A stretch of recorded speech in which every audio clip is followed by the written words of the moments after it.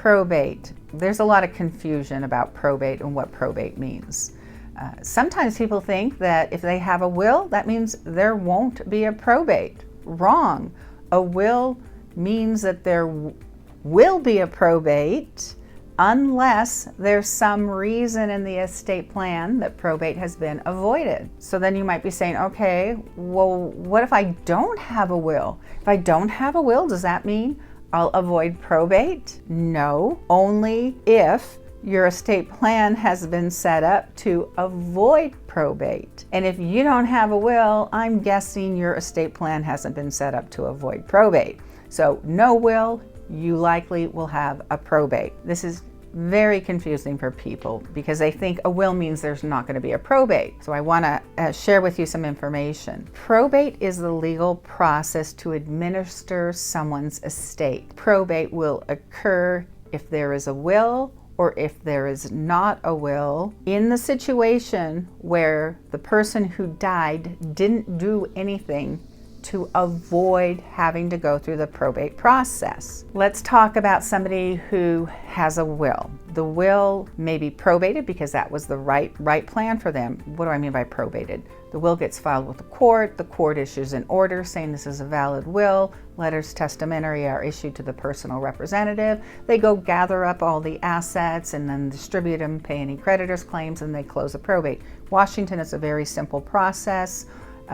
Non-intervention, the court isn't involved with it. So it's not terribly onerous in Washington, though there are strict rules you have to follow. That's why I recommend that an attorney be involved. Let's say you don't have a will. Well, there's going to be a probate, and it's a little bit different. The court is going to follow what are called the laws of intestacy. That's the state's rules for who will inherit. And it gets a little bit more complicated, especially if the person is married, because in Washington you got to figure out, was it separate property, community property, makes it a little bit more complicated.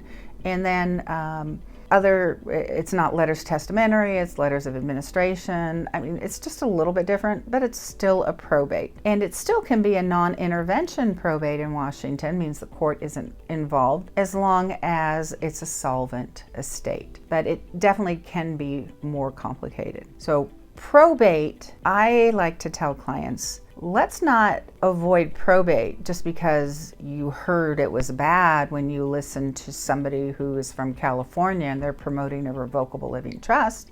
They don't understand why probate might be very beneficial in Washington. And I've talked about this a lot. Probate in Washington, a will is the only way you can protect assets for a surviving spouse against long-term care costs, for example. But that doesn't mean that you will say, oh, probate is always good or probate is always bad. It's neither. So to avoid probate, you really need to see an estate planning and elder law attorney, because it's highly unlikely you're going to avoid probate on your own unless you are very skilled at this planning. Frankly, it is pretty easy to avoid probate in a lot of situations. We can do transfer on death deeds on the house, beneficiary designation on accounts, pay on death on accounts. There's a lot of things that can be done to avoid probate, even without having a revocable living trust set up. Revocable living trusts are intended to avoid probate.